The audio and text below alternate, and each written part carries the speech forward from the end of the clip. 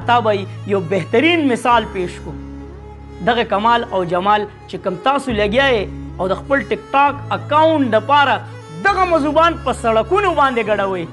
شاباس او په تاسو باندې. کمال او جمال عطا ویلپر فاؤنډیشن، نایاب ډرای فروټ ګل ولی خان. دا ویډیو په سوشل میډیا باندې ډیره زیاته وایرل د ملګرو کمال او جمال کم چې مذوبان دي. آیا داسې څه خبره وه چې عطا وایي چې د هغه سره ټایم هم ډیر زیات کم وي، ځکه چې د خیر ښېګړو کارونو کې هغه دومره مصروفه وي چې ټایم ورسره ډیر زیات کم وي، خو بیا هم عطا وایي دومره مجبوره شو چې کمال او جمال کم چې مذوبان دي نو د هغوی لپاره د افغانستان نه پېښور ته راغلی صرف د څه دپاره چې د دوی زړونه خوشحاله شي. د کمال او د جمال زړه چې په څه باندې خفه شوی نو هغه به نه به ډېر ملګري خبر وي، ځکه د ویډیو په سوشل میډیا باندې ډېره زیاته وایرل ده. څه واقعه شوې د هغې نه به تاسو ټول خبر یې، خو که څوک نه خبر نو مختصر درته دا وایم چې کمال او جمال د ګل ولی خان ډرای فروټ والا دکان ته ورغلي وو. ویډیو د هغوی نه شوي دي، هغوی ته چې کوم ګفټ په ویډیو کې شو شوی دی او هغوی له زړه خوشحاله شوی دی چې یاره دا ګفټ ما تاله درکو،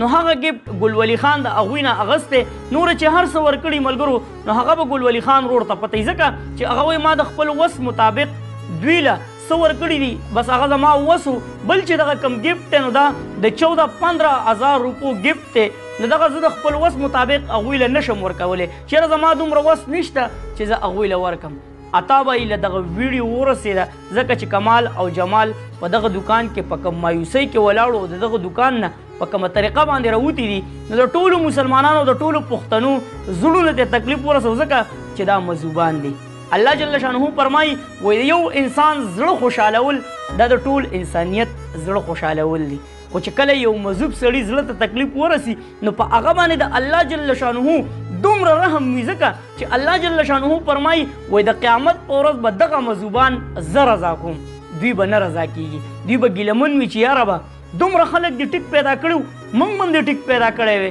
نو بیا په دې باندې د الله جل شانه خصوصي رحم وي. نو هغه رحم څه دی چې عطا به چې هغه ډېر زیات مصروفه وي د هغه خپلو مصروفیاتو نه وخت ویستو او د کمال او د جمال د زړه د خوشحالولو دپاره د افغانستان نه راغلی. نو اول خو زنده‌باد عطا وایي ځکه تا د انسان د زړه د خوشحالولو دپاره دومره تکلیف وکړو او راغلی او د کمال او د جمال زړه ته دې ډېره زیاته خوشحالي ورکړه. نو هغه ګفټ عطا به یې راوړو او کمال او جمال ته یې کېښودو او هغوی خوشحاله شو. اول خو ډېر زیات اهم پیغام دی خو تنقید برای اصلاح. په دې باندې به ګل ولی خان ورور هېڅکله هم نه خفه کېږي، اول په دې خبره باندې سوچ وکړي نو که بیا خفګان کوي نو زمونږ ورور دی ما ته دې رنګ وکړي بلکل چې څه قسم تسلي وایي نو زه به دله وکړمه. ګل ولی خان ورور ته زه دغه خبره کومه چې دا ریاکاري ده، دا ته چې کومه کې نو دا په ریاکارۍ کې راځي او الله جل شانه فرمایي چې په جهنم کې به شهیدان هم وي. کوم شهیدان چې د الله جل شانه په لار کې شهیدان شوي خو هغوی به هم جهنم ته ځي. ولې به ځي چې هغوی به د ریاکارۍ دپاره دغه د شهادت په لاره کې تلي، چېرې ما ته خلک شهید ووایي. داسې ډېر حاجیان به وي چې هغوی به هم په جهنم کې وي. د څه د وجې چېرې ما ته په کلي کې خلک څه ووایي اجي صاحب سلام علیکم، اجي صاحب راځه د کټ بر سر ته کښېنه، نو دا ته یو قسم ریاکاري کې چې دنیا ته نور څخې او هغه مذوبانو له دې بیا هغه ګفټ ورنه کو. ډېر ملګري ما ته هم رنګونه کوي وایي نوید به یې موږ باندې تکلیف دی موږ له راشه، هغه لرې وي یا باجوړ شو یا سوات شو یا هر ځای کې په هغوی تکلیف وي لا اله الا الله محمد رسول الله چې زما ورسره دغه لفظ وي چې زما خوږه وروره زه خپله یو غریب سړی یم، زما دومره حیثیت نشته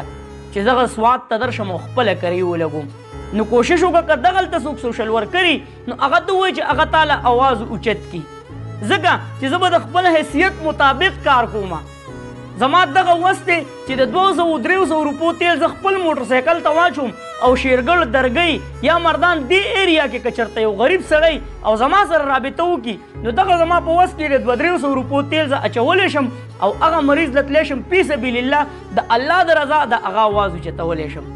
نو که زه اوس زه درځمه او زه ستا نه د کرایې صرف ډیمانډ کوم 1800 روپۍ نو دا هم په دې باندې ما ته ځان ډېر زیات بد او سپک ښکاري ځکه په تا باندې تکلیف دی. زه څنګه تاله درشمه او دغلته تاله اواز اوچت کړم. نو د دې خبرې مقصد مې صرف دا دی چې د خپل حیثیت مطابق کار کول. ستا وس نه کېږي چې ته چاله د 14-15 هزار روپو دغه چې کوم ګفټ دی هغه ورکړي نو بیا تاله نه ده پکار زمونږ د زړه سر یې زمونږ ورور یې مونږ در باندې خفه کېږو ځکه چې دا کم کردار وشو نو اتا به یې که د افغانستان نه راغلی نو دا ستا په مخ هم څپېړه ده چې اتا به یې د دغې کمال او جمال د خوشحالولو دپاره د هغې افغانستان نه صرف په دې لفظ باندې راغلی چې د ګل ولي خان په دوکان کې د کمال او د جمال زړه ته تکلیف رسېدلی و اتا به یو بهترین مثال پیش کو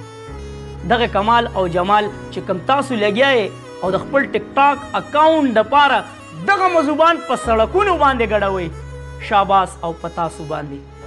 یو دوه درې ورځې مخکې مې د یوسف جان لاله یو ویډیو کتله چې یو لیونی غوندې دی یا مذوب دی یا چې هر څنګه دی ځکه معاشره کې هغه ته په کم نظرۍ باندې کتلی کېږي چې د هغه څوک شته هم نه هغه یتیم دی هغه د بل چا په کور کې اوسېږي خدمتونه کوي د خلکو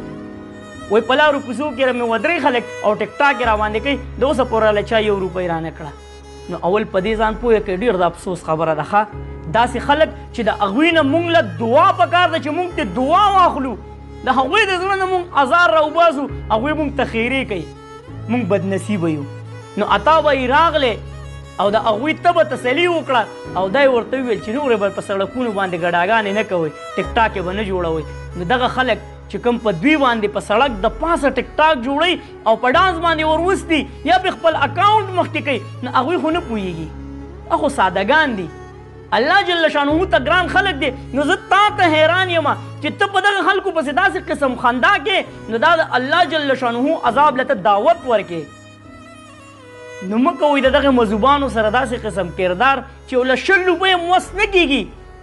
نو خپل د ټیک ټاک اکاونټ پې مه مخکې کوئ نو اتا به یې ورته وویل چې د نن نه بعد به تاسو ټیک ټاک نه کوئ په لارو کوڅو کې به نه ګډېږئ نو د اتا به یې سوچ ولې زموږ په دې پښتنو کې نورو کې نشته ګل ولي خان ورور ته دغه یو خبره کوم چې دا ګورې ریاکاري ده اته چې څه کې دا ریاکاري ده چېرته خلکو ته شوکې چې د دې مذوب د کمال او د جمال لپاره ما دومره غټ ګفټ هغوی ته ورکو هغه ته بیا سیټ ټک دی او بیا چې هر څه وستا کېږي منم چې تا ویلي م دې خبرې تصدیق ته م کړی دی چېرې ګوره زه دومره غټ زور نشم برداشت کولی د 14-15,000 روپو ګفټ زه چاله نشم ورکولی نو زه وایم بیا دا سیستم ختم کا چې څوک درځي نو هغه له که د چواره وس کېږي که خوږه ګولۍ دې وس کېږي که هر څه دې وس کېږي نو هغه وله ورکوی دقه مې وس کېږي وروره په ویډیو کې مې شو کو او دا مې د میلمستیا دپاره در هم کو ناامیده دې د خپل در نه را رخصت کړل هغوی به یو امید دغې دوکان ته در وړی او چې کله بیا دغه د 14,000 روپو ګفټ یې لیدلی و زړه بیا څومره خوشحاله شوی چې ځه مونږ به دا وړو نو بیا دغه یو مذوب چې کوم دی هغه دې ګفټ ته شاته وګوري چې دا ګفټ خو رانه واپس کېښود نو ډېره د افسوس خبره ده